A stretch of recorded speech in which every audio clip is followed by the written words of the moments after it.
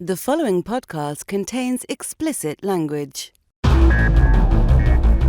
You're listening to the Cinematography Podcast presented by Hot Rod Cameras, a program about the art, craft, and philosophy of the moving image and the people who make it happen. Coming to you from the world headquarters of Hot Rod Cameras in Hollywood, California, are your hosts, Ben Rock and Ilya Friedman. Hey, Ilya. Hey, Ben. How's it going? Holy crap, I feel like it's been like 2 weeks since I've spoken to you. Because it's been 2 weeks since you've spoken to me. Crazy. I always wait for our producer, Alana Cody, to say, hey, send me over a Zoom link for the host wraps, and then it just didn't happen one weekend, and I'm like, what's going on? Well, we had a special episode last week, so that's why. And there was afraid that I was host fired. Wraps. Yeah. Well, I know you have a very fragile ego. You probably thought immediately that, you were fired and, the show was over and all that. Can I tell you something that will be of mild interest to only the most hardcore of our fans? Go for it. I can't use it yet, but benrock.com is mine. I thought for sure that would be your short end. No, I don't feel like there's enough of a story there. So apparently when you transfer a domain, I didn't realize this, you have to wait 5 to 7 days to even put anything on it. So I paid for it. They gave me the code. Everything is in order, and I probably won't have access to it for another 2 or 3 days. But maybe by the time this episode drops, benrock.com will actually be my website. Yeah, hardcore listeners of the show, people who've listened to the show for years or to the very end of the show, have probably heard your stories about how the Ben Rock boat company owned benrock.com. And then it was purchased by Land and Sea, and then Land and Sea was eventually purchased by Brunswick.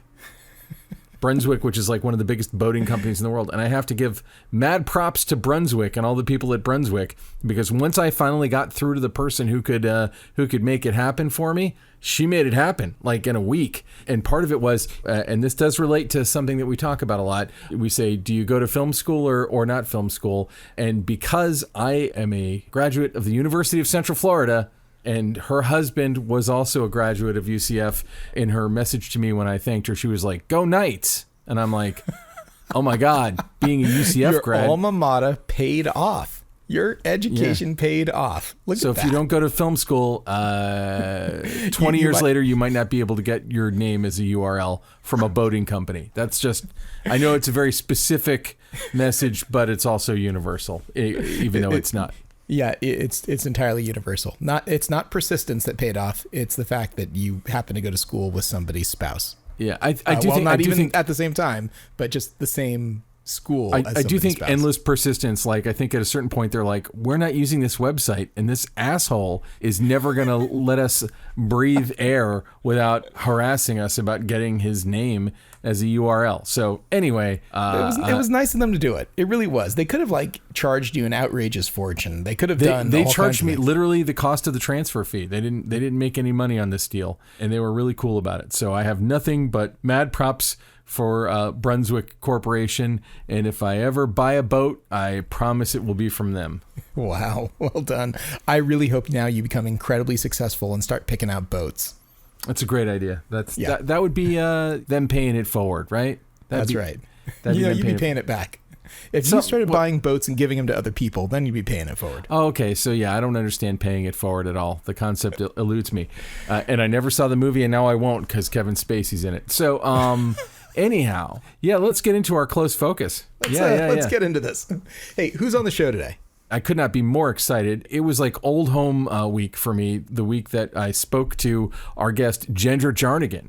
Jendra Jarnagin was our 6th guest ever. And the episode dropped, I believe, in 2014. We talk about it on the show. Hadn't talked to her since. She has a new movie called Asking For It. That's kind of like it's like a genre mashup. There's like 10 different genres going on in this. Whoa. And she talks about a lot of their inspirations. But also, and I think that this is of a special interest to a lot of our listeners, she was brought in at the 11th hour to shoot this movie. And it's interesting to hear her talk about how do you prepare when you don't really have the time to prepare it. We talked to Ari Wegner, who had 9 months, a year and a half, whatever it was, with Jane Campion to prepare to shoot The Power of the Dog.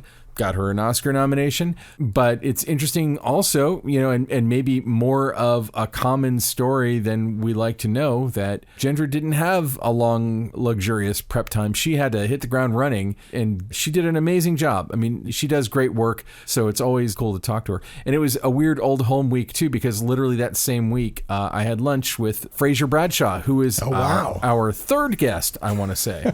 I think that's right. Something like that. Now that we've had Jendra back on the show, maybe we should bring Fraser. Excuse me. Why am I saying?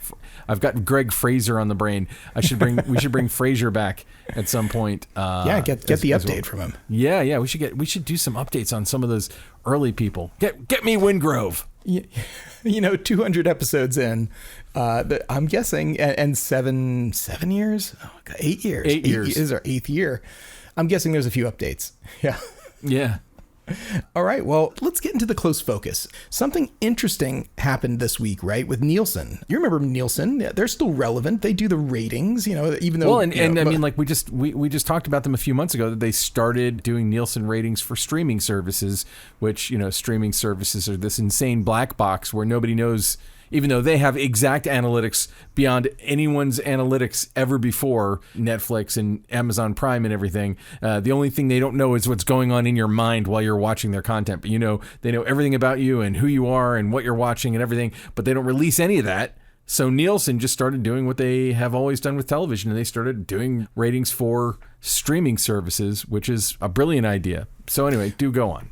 Okay, so they did this report, and it turns out that most Americans are overwhelmed by streaming choices. Oh, God, yes. I believe that to be true. I know many people feeling overwhelmed by the amount of streaming choices available. And it turns out right now that there are nearly 1 million title choices available overall throughout streaming. I do sometimes find myself like flicking through Amazon Prime and being like, have we made too many movies? Is there just too much stuff out there? I mean, honestly, I wanted to watch Severance. I'm a huge fan of Ben Stiller, but it wasn't until I listened to your interview that I broke down and went to Apple TV and watched it. And of course, it's a freaking masterpiece, just an amazing show. But like, we're swimming in masterpieces. There's so many amazing things, and it's hard to decide what you're going to watch. And so I just end up watching John Carpenter's The Thing again all the time.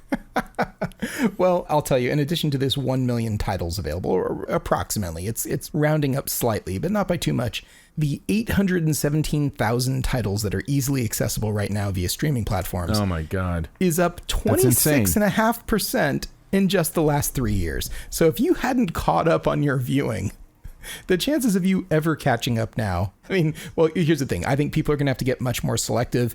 You're going to have to curate much more. You're going to have to rely on, friends, family, critic recommendations, because there is too much stuff for any one person to keep up with at all. So while consumers are concerned about the increased cost of their streaming subscriptions, nearly all swore, 93%, that they wouldn't end a subscription. So even though people are concerned about the increased costs and how many services they have, they're not getting rid of any of their services. Okay, so I'm not defending cable, and cable sucks. However, one of the great things about cable was that you would bundle stuff. You would get it all in a bundle.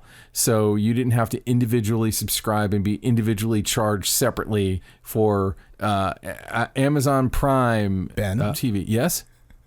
It's funny you should mention bundling, because that is also in this same report, where they say that subscribers are enthusiastic about a bundling option like cable, except they also want complete control over how they bundle those services. I which agree, ones though. I mean, like, the technology exists. The technology exists for that. I mean, this is existed for probably 30 years for that. Well, yeah, but like, if you were going to get a cable subscription, like, for instance, I'm not down on anyone who watches sports, but if I live to be 1,000 years old, I will never watch ESPN. And yet, whenever I've had cable, I'm paying for ESPN. I'm paying for Home Shopping Network. I'm paying for religious channels. I'm paying for things that I wouldn't pay for. And I would rather put 100% of my money into the channels that I want. Now, the counter argument to that has always been like, you're subsidizing smaller channels. So something like Adult Swim that maybe everybody doesn't watch.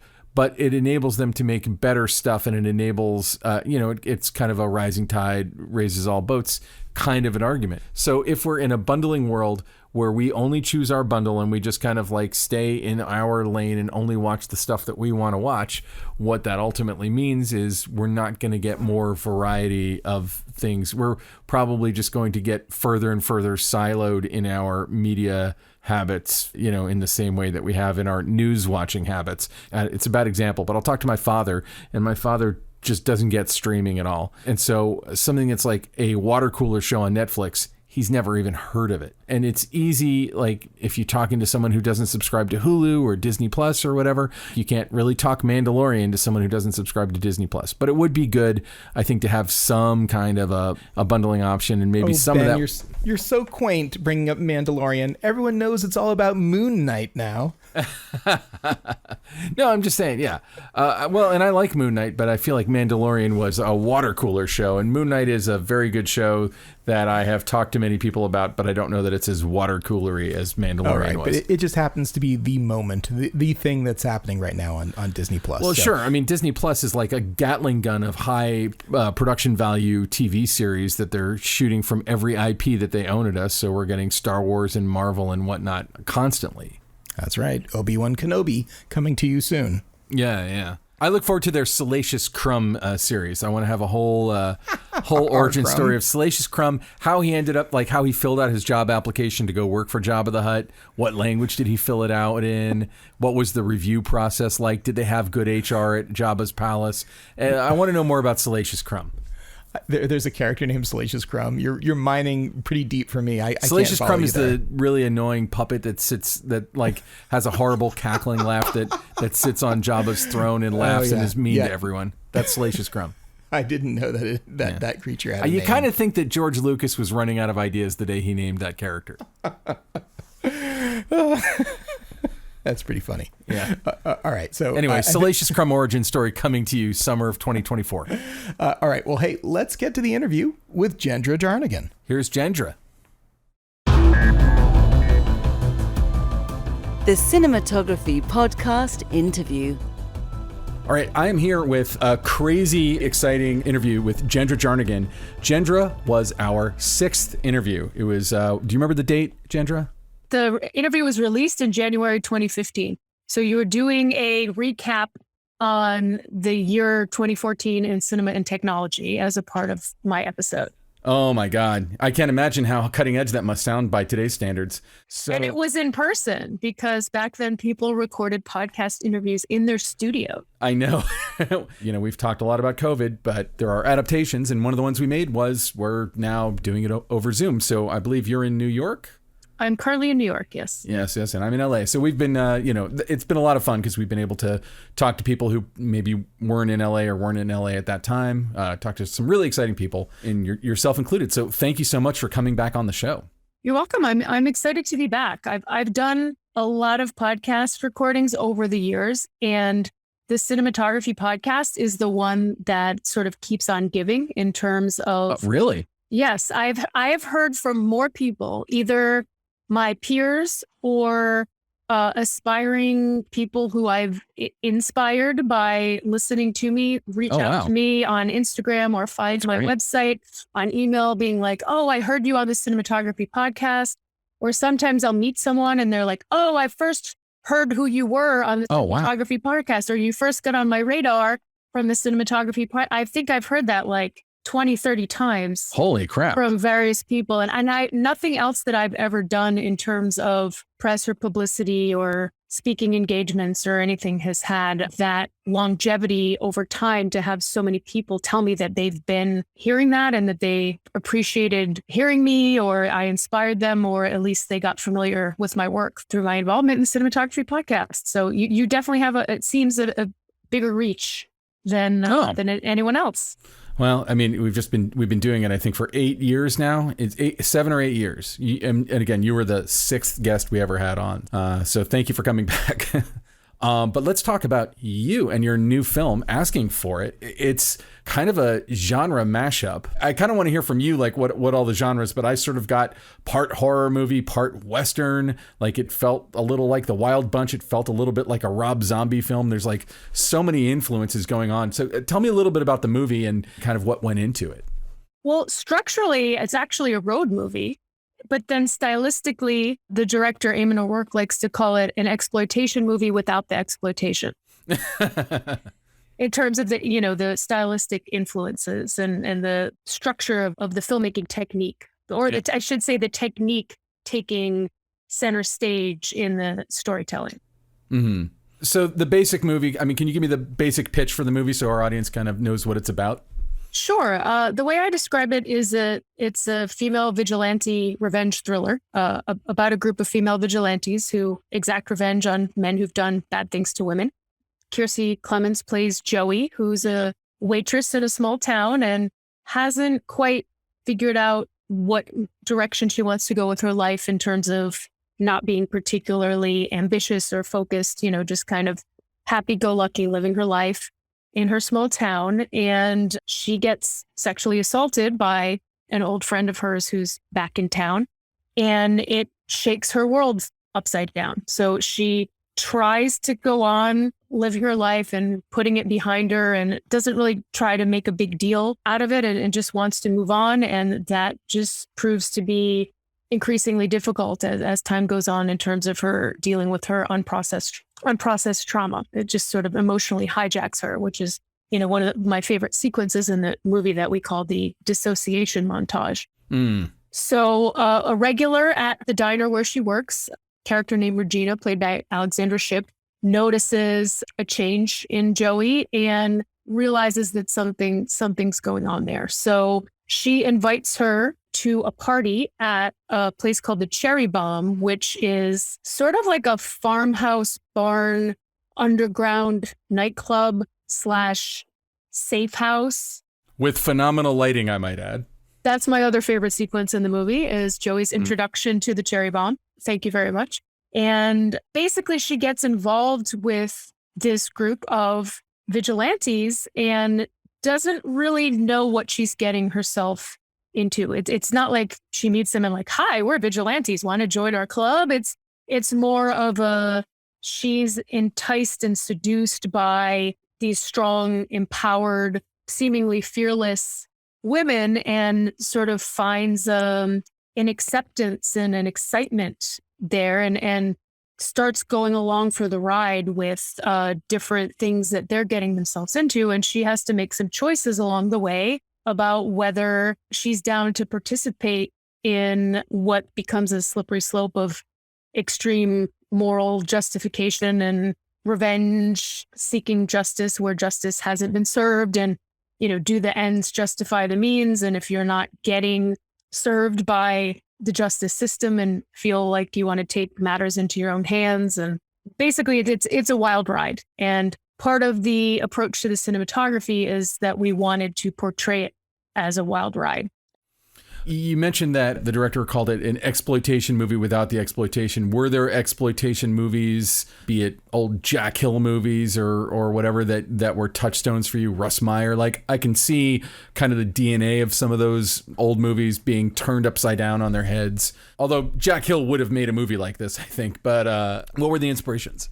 Well, I know Switchblade Sisters was an inspiration for the director. And I know, the film had multiple editors on the project. And one of the editors that Eamon sought out was one of Robert Rodriguez's editors.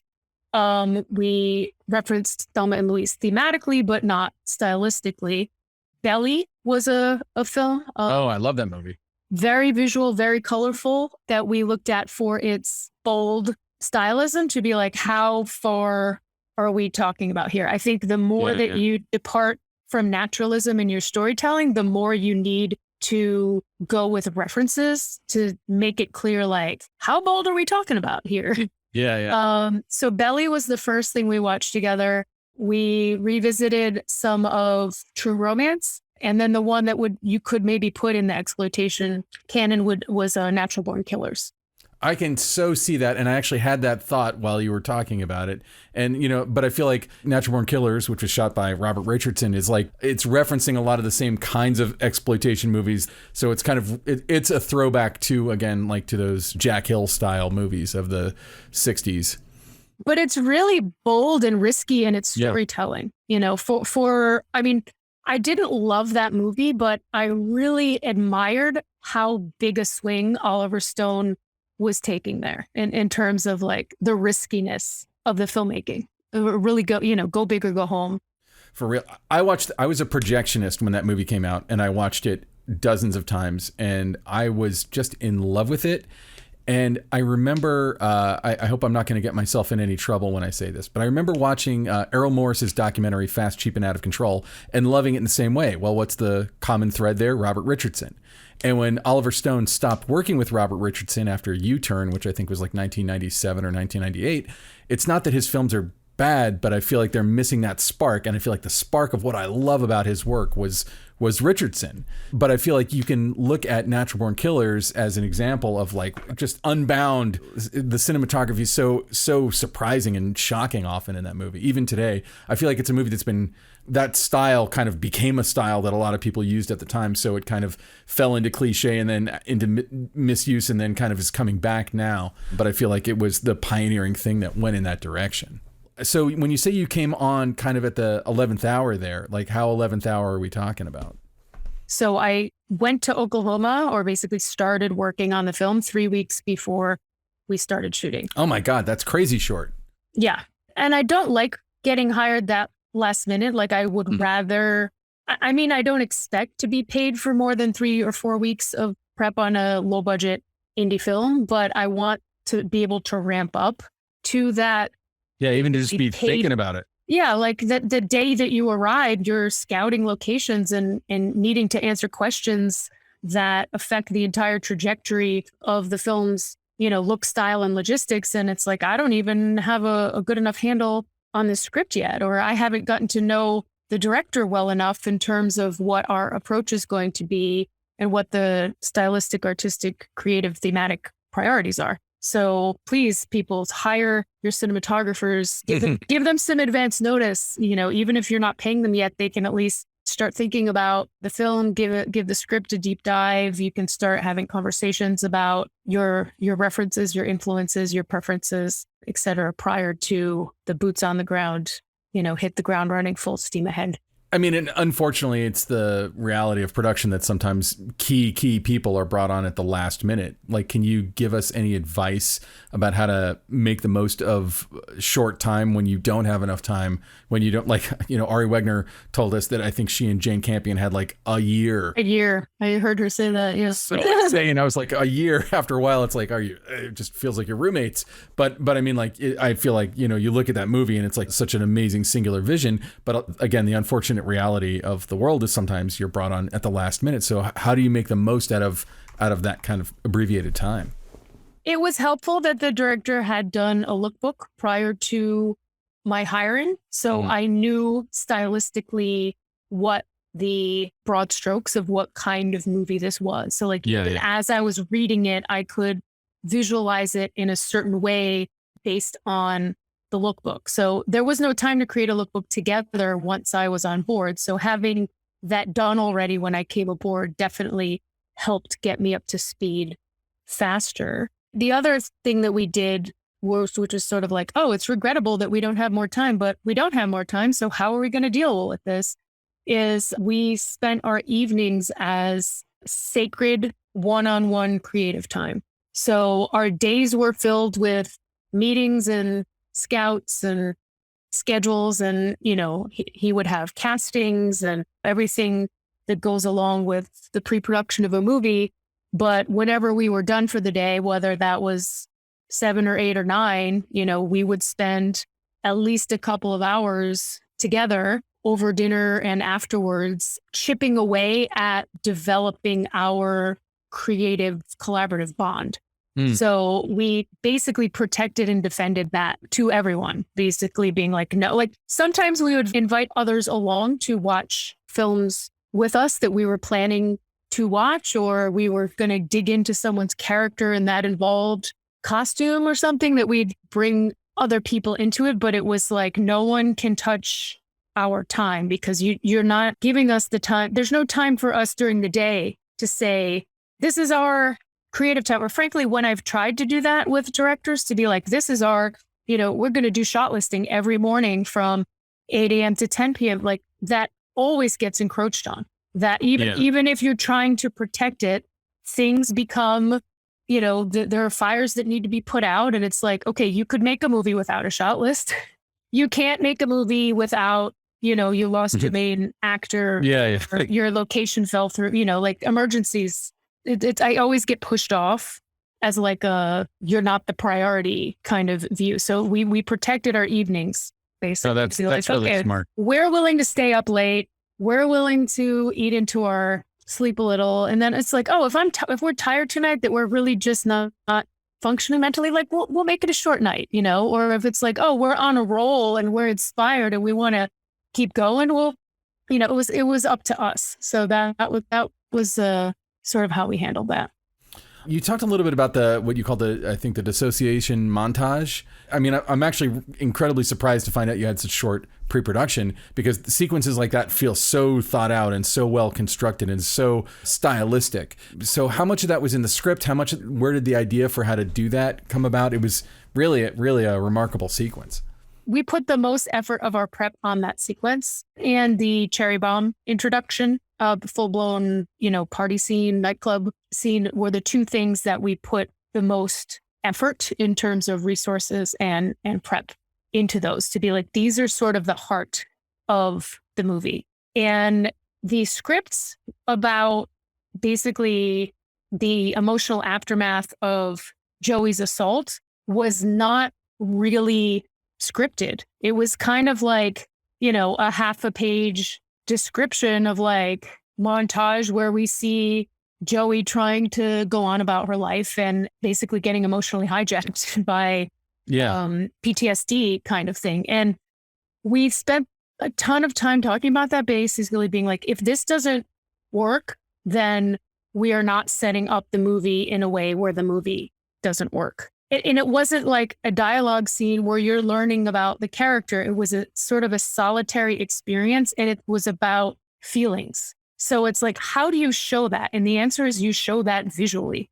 So Eamon really was concerned about the fact that he is a white man telling the story of women and women of color and women's experience with sexual assault, and how that is not a lived experience that he has been through. Whereas, part of what inspired his idea for making this film is the seeming universality of all women having some degree of violation, against them to some degree. So he was very open, and he was open even when at the interview stage, which was something that I was sort of feeling out before I came along on this journey of like, what am I getting myself into here? Is this going to go well in terms of like, this subject matter needs to be handled appropriately and sensitively, and do I trust this person in terms of coming along on this journey with them? And so that was something that was important to me to figure out before I accepted the job.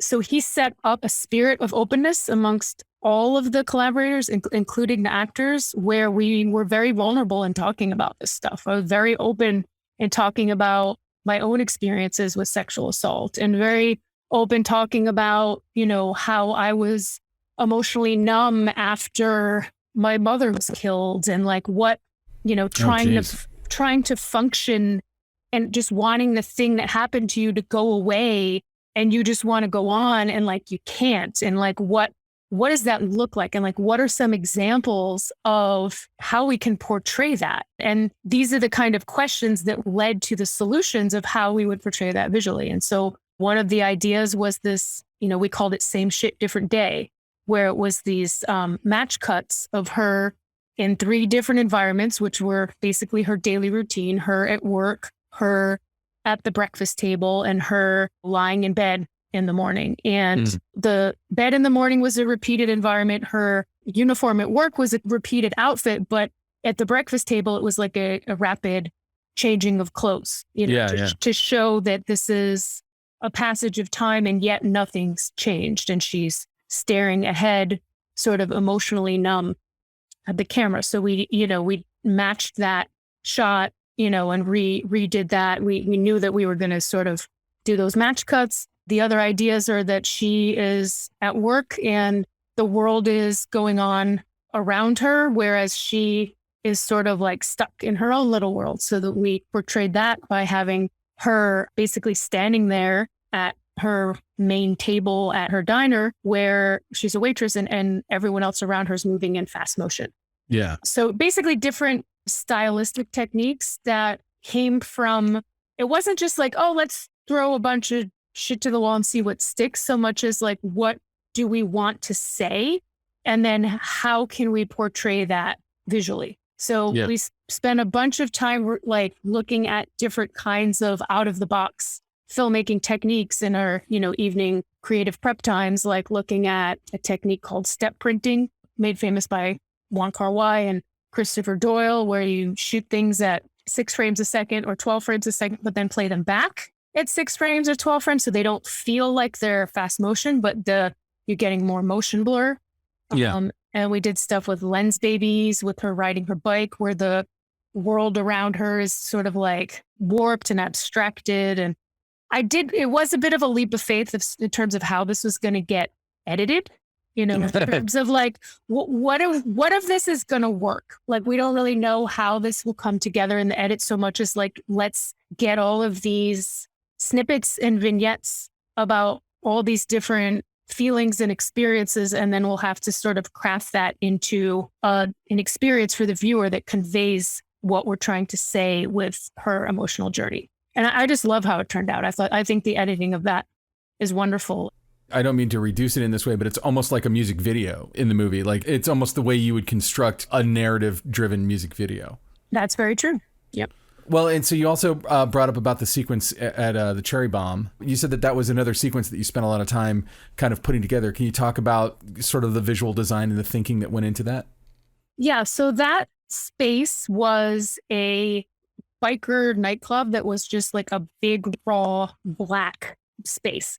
And so everything you see in there is production design. So tip of the hat to Perry Madison. We talked at great length about what that space should look like, this very female-centric, basically bastion of female freedom. It was actually my idea to have nudity in the scene, to like have women feeling, just to show how free everyone felt, that it wasn't like a open to the public, heteronormative nightclub where you're afraid of being predated by by men trying to hit on you. It was more of a ownership of freedom of self-expression. So we talked at great length about like what kind of people would be there. I know that Eamon and Ezra during prep every weekend would go to Oklahoma City and find the different sort of niche communities, like, let's go find the drag queens, let's go find the kink scene, let's go find some, tattoo artists, let's go, like whatever you can think of as sort of like subcultures or communities, or like, where my weirdo's at, basically. And I mean that in the most like loving and respectful way, because I consider myself a weirdo and like to embrace the weirdo label. It didn't occur to me till you started talking about that, but it's like I've not been to Oklahoma, so I can't speak to having been in Oklahoma. But the thought that pops into my head when I think of Oklahoma Biker Bar is, almost the antithesis of the kind of movie you're making. And I kind of wondered, what was the vibe of the local community given the subject matter that you were dealing with, or did they care? I mean, a lot of times when you're making a movie somewhere, they don't care. You're just making a movie. We found Guthrie, the town that we shot in, to be very welcoming and very inclusive and even a little bit progressive. Oh, cool. We had a bar across the street from the hotel that we were staying at where we would do karaoke every night. It was like the only place in town. So it was basically like where we hung out, like cast and crew and locals alike. Yeah. So basically there were people who knew that we were there who sort of became friends with us in the community, that would just keep coming back to Guthrie to like hang out with us, hang out with our crew because we were like, yeah, you're our kind of people, like, and everyone was really warm and welcome and opening to the locals and hanging out with them. But also the community was very welcoming to us. The locations were fantastic. I know our producers met with the local Chamber of Commerce in terms of helping us find anything that we needed. Great visual places, great landscape.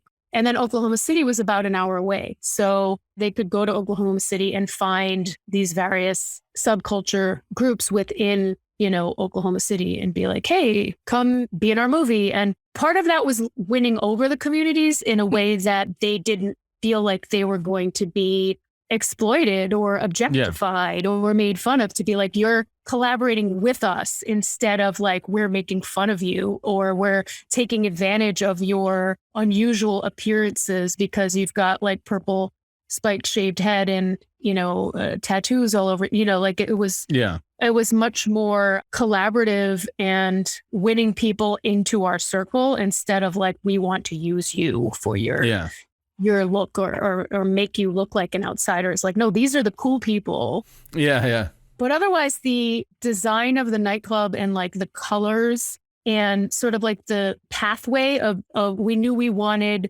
like a grand entrance of moving through the space, and that there would be like a bar area, a dance floor area, a lounge area, an entryway, some seating and tables. And so we had like the perimeter of the room was like red rope lights, red neon signs. And then the lounge was like a vibrant magenta pink. And then the dance floor was more greens and purples. And the bar was like light from the dance floor was sort of like leaking over into the bar. So that the different areas within the space were all meant to sort of like flow. And there's pool tables. And so there's people playing pool with overhead lights in there. So we wanted it to feel big and expansive, but we also wanted it to feel like there's a lot going on. There's a little bit of everything for everybody.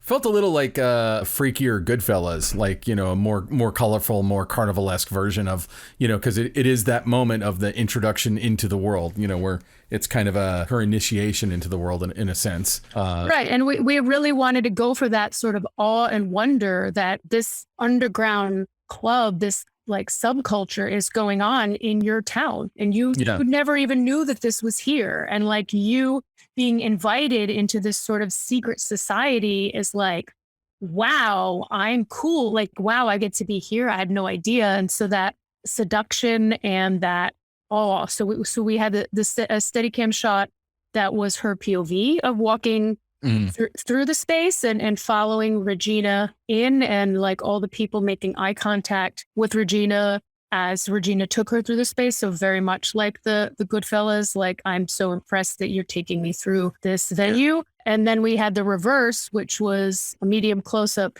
on her as she's looking around and observing and reacting to all the different things and people that she's seeing throughout the space.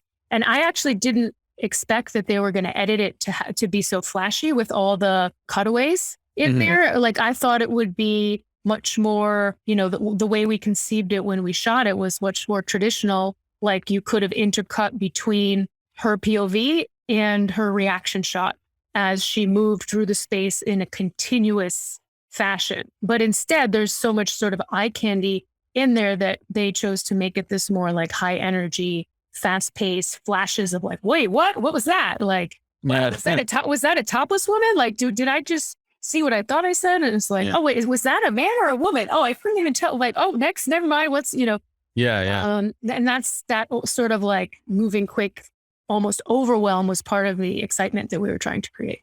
That's cool. And it's interesting. I mean, like, I've been in that circumstance too, where you have an idea like, we could pull this off with one shot. And then like when you get into the bay, it's like, no, I feel like it works stylistically, especially with the way the rest of the movie is cut. Like, if that had not been as, eye candy driven as you described it, like, I feel like it would have felt different than the rest of the movie. And it was, it was. It would have slowed it down instead of being as exciting as it was. Once the rest of the movie's editing style took shape. Well, and about how long of a shoot was this? 23 days. Okay, so pretty tight. Yep. Considering the scope too. Yep. So in the intervening 7 years since we've spoken, I was kind of reacquainting myself with your reel, which is, I believe, just at jendrajarnagin.com, right? Correct. Yeah, you've done just some outrageously impressive stuff. I encourage anyone to go check out jendrajarnagin.com. You've got features, you've got amazing beauty stuff on there, commercials, music videos. And I especially wanted to ask you about the Michelle Obama thing that you shot. That was a sort of a political ad, like a long form for the Joe Biden campaign. So based on the success of Michelle Obama's DNC speech, like how much that got people talking, they were like, let's have her do another speech, in support of Biden.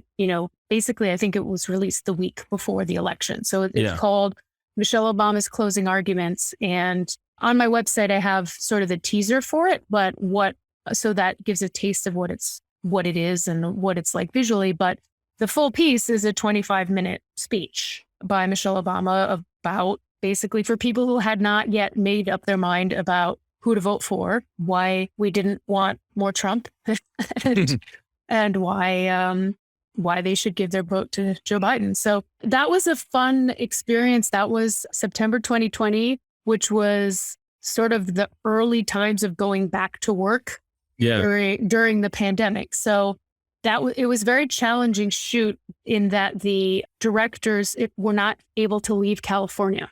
We had to do a lot of extra prep to accommodate for the fact that they were not going to be present in the room. So having basically a monitor underneath the A camera, underneath the camera with the teleprompter for the directors who were on camera to communicate with Mrs. Obama, and then having me in the room being sort of like the senior creative person leading the crew without the directors present and managing 5 cameras. Oh, wow. And then also only having Mrs. Obama for 45 minutes for what was a 25-minute speech. So we did a whole dress rehearsal the day before that was almost like treating it like a live event of, calling cues, like here's how 5, 4, 3, we're going live, cut to camera A, cut to camera B, and also even rehearsing how I would adjust the lighting. I know like you mentioned, my beauty commercials, and one of my strengths is my skill at lighting women. And I know that the difference between A+ lighting and B+ lighting is that you actually fine tune the positioning of the light based on the individual's face. So you can't just light a stand-in and then keep the light in the exact same spot and get the 100% best that you're able to. Like if when you're looking at someone's face, like, oh, that light needs to come down like 6 inches to get, under those eyelashes, or that light needs to move 8 inches to the left because of the no shadow, or like that edge light is not working with the texture of that person's skin, or like we had to ask in advance which way she was going to wear her hair because she parts her hair, to the right or the left. And so it's like we didn't want to have the key light coming from the side that the sweep of her hair was going to be coming. So it was basically like we rehearsed the lighting, where I knew that once she sat down, I had 5 minutes or less to be able to tweak the lighting. And I did not want to be in the situation where I was not allowed to tweak the lighting, where it's basically like, no, sit her down. It's lit. She looks fine. Let's go. It's like, my goal is like to make people look like better than they've ever looked before on camera. Like that is something that I get a sense of pride in terms of my craft and my skill. And so it's like, I want to be able to do a quick on the fly adjustment to make it as good as it can be, not just good enough. So we built our entire lighting setup around that kind of flexibility, around being to dim up and dim down. I had a backup key light. Like I had a primary key light, and then I had another one set to be like, if this isn't working for her, turn that one off and turn this one on. Like that it's already in place to be like, oh, that one's too big. That's overwhelming her and washing her out. Like turn it off and turn on the smaller one. Like I just had like redundant backup plans of lighting and like built-in adjustability to be able to be like, I've got 3 minutes to tweak this. And, everyone on standby. The gaffer's on the key light, the other person's on the dimmer on the back. Wow. It was like an orchestra, basically. That's crazy. Yeah, it's a high wire act. So like how long did you actually take to do the adjustment when she got there? She didn't notice it. That was the goal. That was the goal. That she sat there, and by the time that she was ready to go, that I was ready to go. I think when she was done talking to them, since I was the only one in the room, I was basically the voice, and we'd been instructed in advance like how to address her, and I talked to her handler in advance or whatever, and I was just like, excuse me, Mrs. Obama, before we go, could I please just have you look straight ahead into the teleprompter camera, and so just like get her eye line, just like look at it, being like, this is your last chance to adjust anything. Is everything how I want? Now that she's clearly looking into the camera, like, yes, okay, I'm ready. Wow. I'm glad I asked about that because like I was just interested. I had no idea about any of the mechanics behind it. And it looks simple enough, right? But what goes into these things? But that's your job too. In the case of something like that, is to make it look effortless, to make her look effortlessly perfect. Well, cool. Well, thank you so much. And we've already plugged your website, but I'll plug it again, jendrajarnagin.com. I would encourage anyone listening to this to go check that out and definitely go see Asking for It, which is, as we're recording, is playing theatrically. And is it New York and LA? Is it playing anywhere else that you know of? It had started in 10 cities for an initial run. I believe it's now only in New York and LA, but it's also available on all the VOD platforms, iTunes, Amazon, Vudu, cable providers. I would just encourage anyone, if you can see it in the theater during this dip in the pandemic when it's kind of safe to go to the theater, support an indie film. The Batman, loved it. It's going to do just fine. Support a scrappy indie film that has something really unique to say. And so thank you so much for coming back on. Oh, before we go though, is there any place online where people can interact with you? Instagram, a Twitter, whatever? Instagram. Jendra DP is my Instagram profile. So cool. So go check that out. Follow Jendra, follow her work. And Jendra, thank you so much for coming back. We'll need to do this before 7 more years elapse. That was fun. I'd love to be back. So that was Jendra Jarnagin. Jendra, thank you so much for coming on the show. I mean, let's not let it be another 7 years. Holy crap. Yeah, let's not, for sure. Hey, Ben, guess what? What? Bill paying time is here again. Woot! Okay, woot is right. We got to thank our fine friends over at DZO Film, makers of really impressive, inexpensive professional cinema lenses, including the Kata zooms and the Vespid primes. And speaking of those lenses, in PL mount, they now have some interchangeable magnetic filters that will go behind the lens. It's really, really handy. They give you ND filters as well as some artistic filters like black mist and a streak filter, a blue streak filter, that sort of thing, and a DIY bokeh filter. All the information is up on the DZO Film website, and there's also these products now over at Hot Red Cameras. And so if you're interested in purchasing and picking up some cool behind-the-lens filters for your DZO primes or zooms, hit us up and we can help you with them and explain all the advantages to having a behind-the-lens filter instead of in front of the lens filter, because that is a much longer conversation than this ad will allow. But it is definitely something that to be able to have those options is really cool, and you can avoid dust and moisture and scratches and all that sort of stuff that generally would happen in front. And so hit us up at Hot Red Cameras and we'll tell you all about the new DZO Film Coupe rear filter sets. They call them Coupe, K-O-O-P. Coupe, nice. And now, short ends. So, Ilya, it is time for our patent pending segment, Short Ends. What is your pet obsession of the week? My pet obsession this week is something called DALL-E, DALL-E. Now, you might be aware of various AIs out there that will actually take text and generate an image.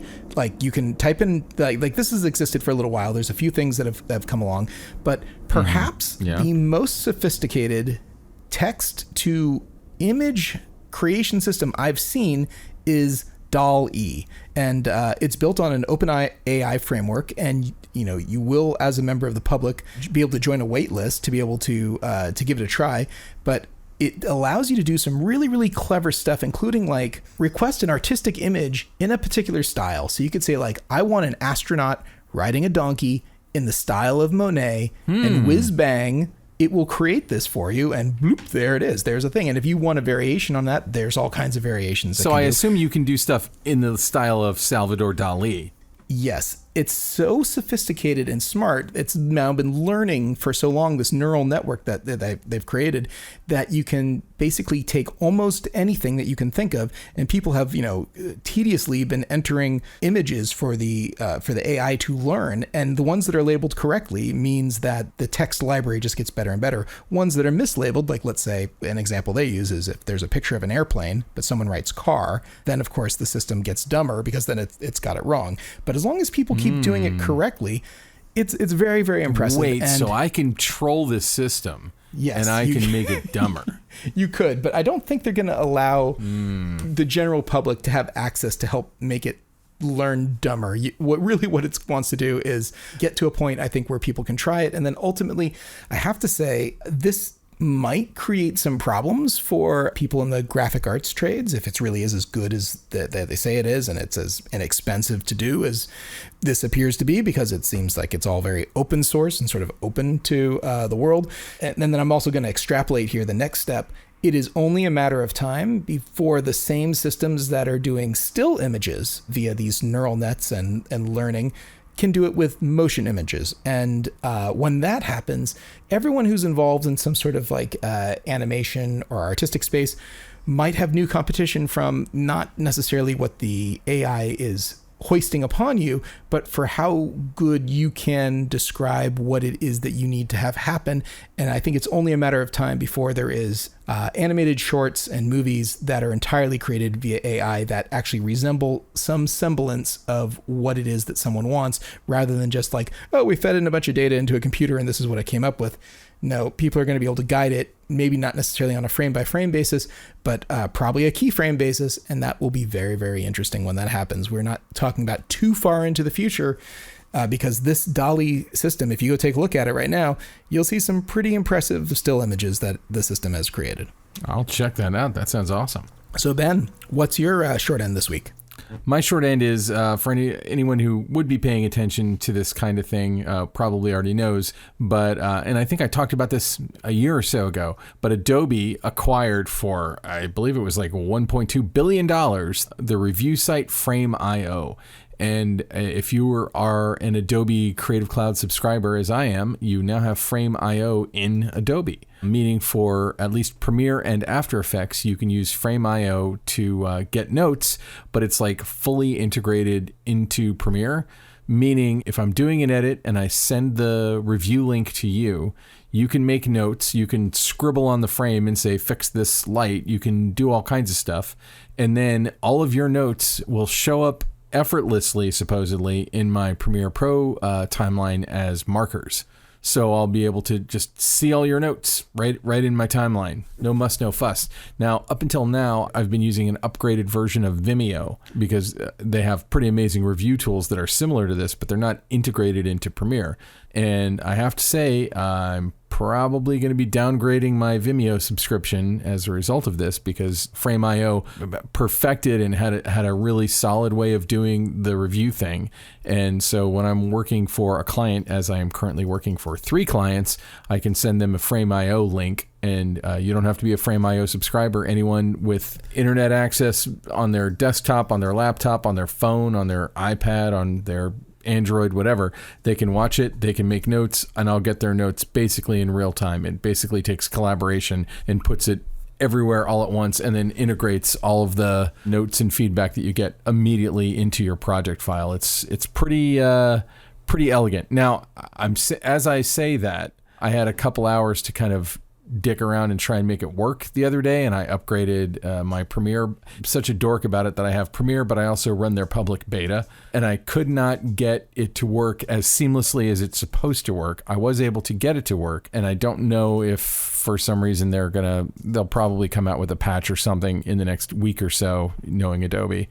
They upgrade it pretty quickly. I mean, a lot of people complain about Adobe being expensive, because if you're If you're subscribing to the Creative Cloud, it's $50 a month. And if you wanted to buy the full version of DaVinci Resolve, for instance, it's only $300. And I think it's the same for Final Cut Pro 10. But man, oh man, Adobe works overtime to cram as much value into their programs as they possibly can. And they've really taken a lot of the boring, repetitive tasks and figured out how to automate them or how to make AI power them. And then this is kind of a next level thing where, it's going to be so much easier to get feedback and to make changes and to integrate that kind of into everyone's workflow. So check it out. Wow. Okay. That sounds really interesting and powerful. Yeah, and total random side note, but I know I've talked about it on here before. I'm editing a project that we shot with Bill Totolo, who subbed for me when I had COVID-19. We shot it in this room at the client's facility that was super echoey. And I just can't say enough good things about Descript. They're not a sponsor, but holy crap. I was able, the room was echoey, and I ran everybody's audio through Descript, and it sounded like I had to add artificial reverb into the audio just to make it sound like it was in a room at all anymore, because it was too clean. Like, it was so clean after running it through Descript that it was weird. And I just can't, it's such an amazing product. I hope Adobe buys them and puts all that AI into what they do, because it's using AI to fill in frequencies that it doesn't have in the original recording. And it's also, I don't know what kind of crazy math it's doing to remove, in this case, pretty hairy reverb that was like, it was a pretty live room that we had to record in. Wow. We had the microphone right in everyone's face, and it still was, echoey as all hell. I know we've used Descript on this show, and it seems to work really well, but that's pretty cool. Yeah, I mean, it's freaky. I don't know what it's doing to create. It's almost like it's tearing their voice apart and recreating it. If it was a picture, it would be like I handed you a picture that was like I handed you an image that was so overexposed that there were like 3 live pixels on the frame, and you handed me back the Mona Lisa. Like, it's so shockingly good. I can play it for you off air. Unfortunately, I would play some of the audio on here for us, but it's not my audio to play. It's for a client. But I just can't say enough good things about Descript. And they're paid parts of it, but this part of it, the studio sound thing, totally free. Wow. That's really cool.